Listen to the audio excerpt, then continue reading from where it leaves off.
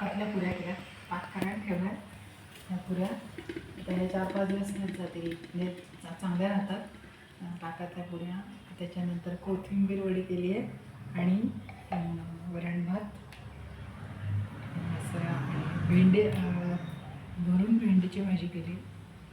असं आमच्याकडे आज मेनू आहे. नेहा आले म्हणून आम्ही आमच्याकडे थोडंसं हे पण आहे म्हणून केलं. धन्यवाद.